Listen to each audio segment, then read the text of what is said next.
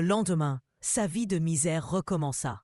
Habituée à souffrir et à se taire, elle se consola par la pensée du dîner du lendemain, qui devait la réunir à sa cousine et à son ami François. Madame Desormes fut très agitée le jour du dîner. Elle avait une toilette élégante à préparer, une coiffure nouvelle à essayer, les apprêts du dîner à surveiller. Un nouveau cuisinier, qui n'avait pas encore fait de grand gala, lui donnait de vives inquiétudes. Elle craignait que quelque chose ne fût pas bien.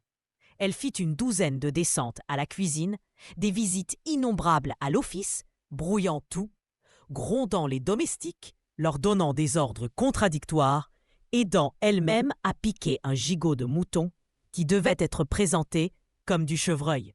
Son mari la suppliait de ne pas tant s'agiter, de laisser faire les domestiques. « Vous les retarderez au lieu de les aider, ma chère. Votre agitation les gagne, et ils ne font que courir et discourir sans rien terminer. Madame Desormes, laissez-moi tranquille. Vous n'y entendez rien. Vous ne m'aidez jamais et vous voulez donner des conseils. Ces domestiques sont bêtes et insupportables. Ils ne comprennent rien. Si je n'étais pas là, tout serait ridicule et affreux. Monsieur Desormes, mais pourquoi tout ce train pour un dîner de famille ? Christine, qui n'avait pas autant d'embarras de toilette que sa mère, fut prête de bonne heure et vit arriver, peu d'instants après, son oncle et sa tante de Sémiane, avec Bernard et Gabriel, puis Monsieur de Nancy avec François et Paolo, puis les Cibrand et Guibert. Madame Desormes ne paraissait pas encore. Monsieur Desormes semblait un peu embarrassé, faisait des excuses de l'absence de sa femme, qui, disait-il, avait eu beaucoup d'occupations. Enfin, Madame Desormes fit son apparition au salon dans une toilette resplendissante qui surprit toute la société.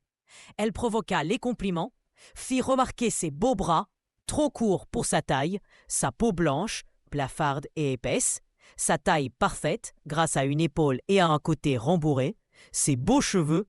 Monsieur et Madame de Sémiane souffraient du ridicule qu'elle se donnait. Les autres s'en amusaient et s'extasiaient sur les beautés qu'elle leur signalait et qu'ils n'auraient pas aperçues sans son aide. Pendant ce temps, les enfants, au nombre de 8, s'amusaient et causaient dans un salon à côté. Maurice et Adolphe de Cibrand examinaient avec une curiosité moqueuse le pauvre François, qu'ils ne connaissaient pas encore. Hélène et Cécile de Guibert chuchotaient avec eux et jetaient sur François des regards dédaigneux. « Qui est ce drôle de petit bossu » demanda Maurice à Bernard. « C'est un ami que nous voyons depuis 2 ans environ, et qui est très bon garçon. » Maurice. « Bon garçon, j'en doute. Les bossus sont toujours méchants. Aussi, il faut les écraser avant qu'ils vous écorchent. Et c'est ce que nous faisons, Adolphe et moi. » Bernard. « Celui-ci ne vous écorchera ni ne vous mordra. Je vous répète qu'il est très bon. » Maurice. « Bah, laissez donc, mais faites-nous faire connaissance avec lui. » Bernard. « Très volontiers, si vous voulez être bon pour lui. » Maurice. « Soyez tranquille. Nous serons très polis et très aimables. » Bernard. « Voici Maurice et Adolphe de Cibrand qui veulent faire connaissance avec toi. » François s'approcha de Bernard et tendit la main aux 2 Cibrand. « Bonjour, bonjour, mon petit, dirent-ils presque ensemble. Vous êtes bien gentil et je pense que vous savez déjà parler et causer. » François regarda d'un air étonné et ne répondit pas. « Je ne sais pas votre nom, continua Maurice, mais je le devine sans peine. Vous êtes sans doute parent d'un homme charmant qui s'appelait Ésope et qui est très célèbre par une excroissance qu'il avait sur le dos. »« Et sur la poitrine aussi, » répondit François en souriant. « Et vous savez sans doute, messieurs, puisque vous êtes si savants, que son esprit est aussi célèbre que sa bosse. Et sous ce rapport, je vous remercie de la comparaison, très flatteuse pour moi. » Tout le monde se mit à rire. Maurice et son frère rougirent, parurent vexés et voulurent parler. Mais Christine s'écria. « Bravo, François! C'est bien fait! Ils ont voulu te faire une méchanceté et ce sont eux qui sont rouges et embarrassés. » Maurice. « Moi, rouge, embarrassé ? Est-ce qu'un jeune homme comme moi, il avait 12 ans, se laisse intimider par un pauvre petit de 5 à 6 ans, tout au plus ? » Christine. « Vraiment ? Vous lui donnez 5 à 6 ans? Vous devez le trouver bien avancé pour son âge. Il a mieux répondu que vous, et il connaît Ésope mieux que vous. Les enfants très jeunes ont quelquefois des idées au-dessus de leur âge, dit Maurice très piqué. Christine, c'est vrai, de même que les jeunes gens ont quelquefois des paroles au-dessous de leur âge. Mais je vous préviens que François a 12 ans et qu'il est très avancé pour son âge. Maurice, Monsieur François a 12 ans. Je ne l'aurais jamais cru. Moi aussi, j'ai 12 ans. Christine, 12 ans?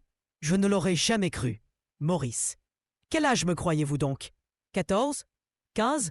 Christine, non, non, 5 ou 6, tout au plus. Christine, tu défends bien tes amis, dit Gabriel en l'embrassant. Et ses amis en sont bien reconnaissants, dit François. Et nous t'en aimons davantage, dit Bernard. Et moi aussi, il faut que j'embrasse la signorina, s'écria Paolo en saisissant Christine et en appliquant un baiser sur chacune de ses joues. Ah, vous m'avez fait peur, dit Christine en riant. Je ne mérite pas tous ces éloges. J'étais fâchée que Maurice et Adolphe fissent de la peine à François, et j'ai répondu sans y penser. Hélène, riant. Il faudra prendre garde à Christine quand elle sera grande. François. Elle est bien bonne et ne dit jamais de méchanceté à personne, pourtant. Adolphe, avec ironie. Vous trouvez? Ce que c'est que d'avoir de l'esprit. Christine, et du cœur. Bernard, ah ça! Quand finirons-nous nos disputes à coups de langue? Si nous sortions avant le dîner? Nous avons encore 1 heure. Sortons! Répondirent toutes les voix ensemble. Et tous se dirigèrent vers le jardin. Maurice et Adolphe étaient de mauvaise humeur, ils entravèrent tous les jeux, et, n'osant se moquer tout haut de François, ils en rirent tout bas, ainsi que de Christine avec Hélène et Cécile. Après avoir rejeté plusieurs jeux, ils acceptèrent enfin celui de cache-cache. On se divisa en 2 bandes. L'une se cachait, l'autre cherchait. Maurice et Adolphe choisirent pour leur bande Hélène et Cécile. François et Bernard prirent Gabriel et Christine. Le sort désigna les premiers pour se cacher, les seconds pour chercher. Quand ces derniers entendirent le signal, ils se précipitèrent dans le bois pour chercher. Mais ils eurent beau courir, fureter, chercher partout, ils ne trouvèrent personne. Ils se réunirent pour décider ce qu'il y avait à faire. « Retournez à la maison, dit Bernard. Faire tous ensemble le tour du petit bois en criant « Nous renonçons !» dit Gabriel. Leur crier qu'ils sont tricheurs, dit Christine. Suivre le conseil de Bernard. Et revenir à la maison en passant par les serres et le jardin de fleurs, dit François. Ce dernier avis prévalut, ils firent une fort jolie promenade et rentrèrent pour l'heure du dîner. L'autre bande n'était pas encore de retour. Bernard et François commencèrent à s'inquiéter et dirent à leur père ce qui était arrivé. Monsieur de Sémiane et de Nancey en firent part à monsieur de Cibran et de Guibert, et tous les 4 allèrent à la recherche de la bande révoltée et rentrèrent sans l'avoir retrouvée. Le dîner fut retardé, mais, personne ne revenant, on se mit à table fort agité et inquiet. On mangea quelques morceaux à la hâte, puis les hommes se dispersèrent dans le parc pour chercher les absents.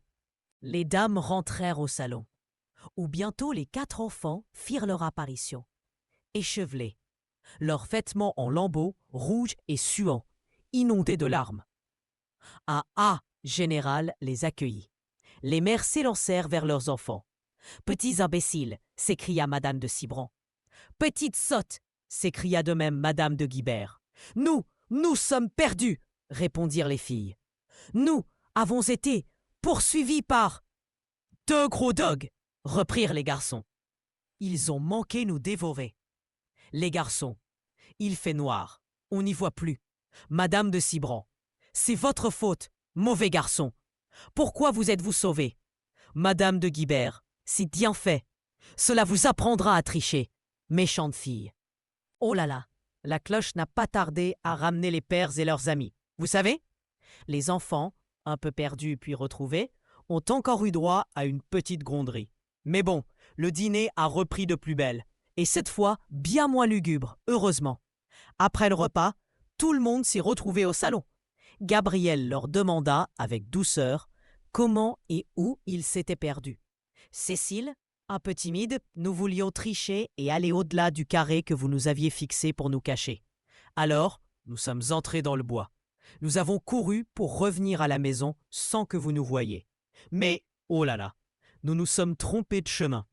Nous avons marché longtemps, très longtemps, sans savoir où nous étions. Maurice et Adolphe avaient peur et pleuraient. Maurice, l'interrompant avec un petit sourire, « Pas du tout, je n'avais pas peur, et je riais, moi. »« Cécile, tu riais ?»« Ha ha, et si joliment, mais tu pleurais aussi, mon cher. Et c'est Hélène qui t'a rassuré, qui t'a consolé. Laisse-moi te raconter la suite. Nous marchions, ou plutôt nous courions sans cesse, quand soudain, wow, deux énormes chiens, très méchants, bondissent d'un hangar et foncent droit sur nous. Nous crions « Au secours !»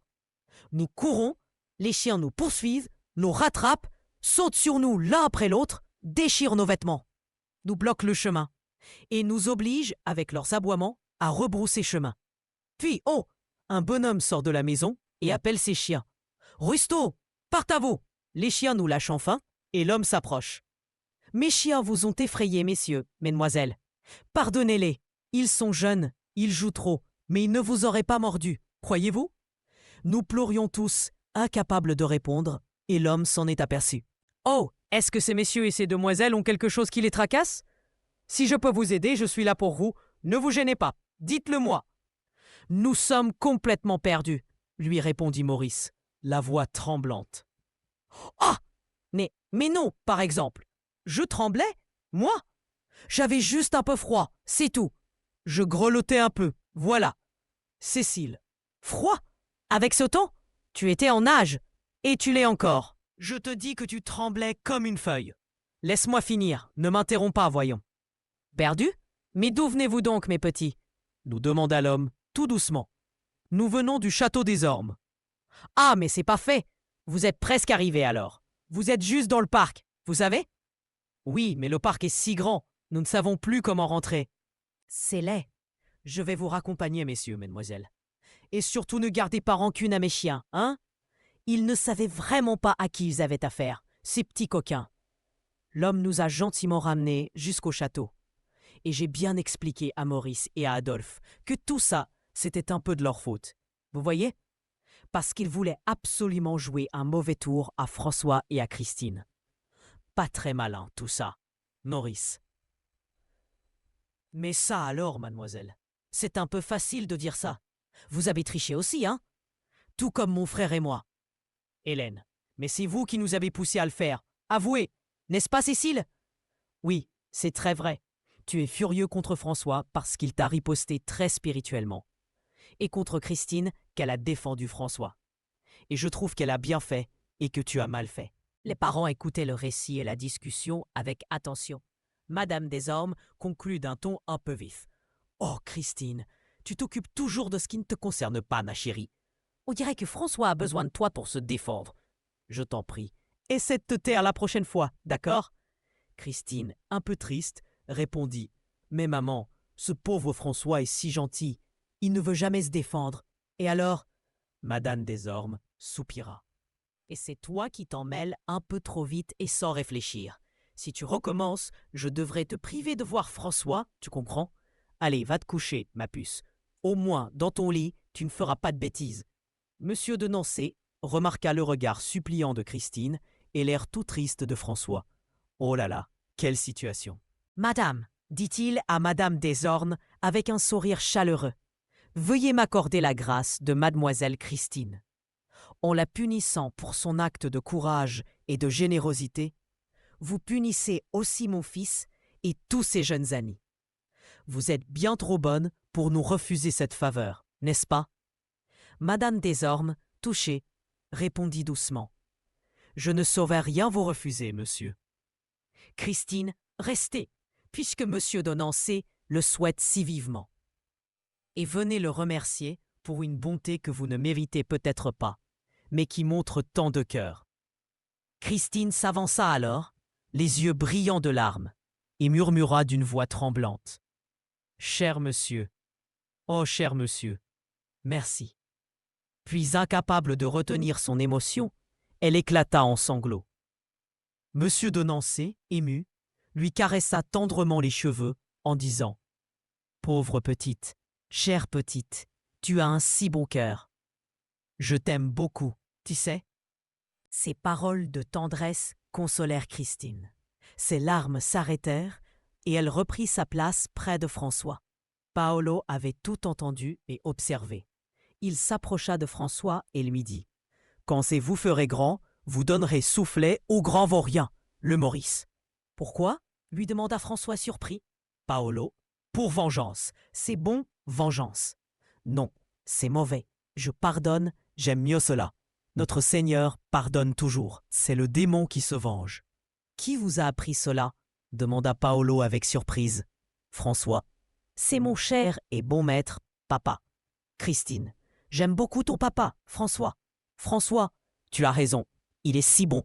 Et il t'aime bien aussi. » Christine. « Pourquoi m'aime-t-il » François. « Parce que tu m'aimes et parce que tu es bonne, tout simplement. » Christine, riant. « C'est drôle. C'est exactement comme moi. Je l'aime parce qu'il t'aime et qu'il est bon. Voilà. » Il était déjà bien tard. Le dîner, un peu retardé au début, puis interrompu, avait finalement pris pas mal de temps. Et avec les habits de Maurice et d'Adolphe tout déchirés, sans oublier les robes et jupons en lambeaux des demoiselles de Guibert, eh bien, rester plus longtemps chez Madame Desormes était vraiment impossible. Mais avant de partir, Madame de Guibert a gentiment invité tout le monde présent dans le salon, y compris les enfants, à venir dîner chez elle la semaine suivante. Quelle belle façon de finir la soirée!